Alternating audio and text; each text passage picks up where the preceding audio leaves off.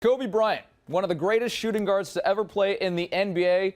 How is he going to do it power forward? Lakers coach Byron Scott says that's a possibility next season. Kerry Chow joined by ESPN senior NBA writer Brian Windhorst. Brian, we know the league's going small, but Byron Scott says Kobe might see some time at the 3 and even the 4 next season. Good idea? Well, let's try to put it in perspective first, Kerry. I really don't think this is something that you're going to see on a regular basis. Number one, the Lakers have 4 power forwards on their roster. So I honestly don't think this is something that you're going to see a lot of.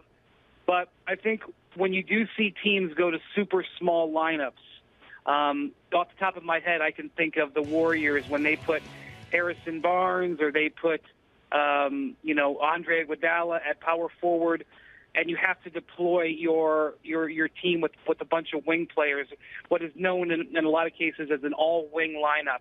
We've seen the Cavs do this. The Spurs can do something like this. And so I guess in those situations, depending on the matchups, you could maybe see Kobe play de facto or quote-unquote power forward. But I don't think it's something that you're going to see on a regular basis. Okay, what about Kobe at the 3? Because he's 36 years old, coming off 2 injury-riddled seasons. We know his career is winding down. Even the physicality of playing at the 3, is that a good idea? Well, yeah, they don't have as much depth at the 3 as they do at the 4. So if Byron had come out and started talking about Kobe playing small forward a lot more, especially with D'Angelo Russell probably playing a lot of, 2-guard and Lou Williams playing back there. They're one of their other pickups. That would make more sense.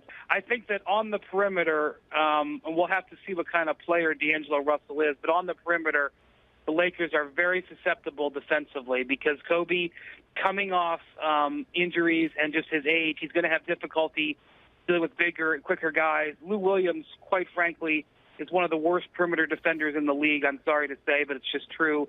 And Nick Young is not an accomplished defensive player either, which is one of the reasons why I think getting Roy Hibbert, who is one of the best backline defensive players, is actually a really nice move. I think Byron also mentioned he'd like to get another wing player who can play that, both the combo forward, power forward, and small forward. I don't know who that player is. They don't really have many options left, but I think he'd like to get one more player like that so that Kobe wouldn't be put in that position as often. Apologies to Swaggy P and poor Lou Williams for their defensive efforts right there. ESPN senior NBA writer Brian Windhorst, thanks as always. For the latest on the Lakers, check out ESPNLA.com.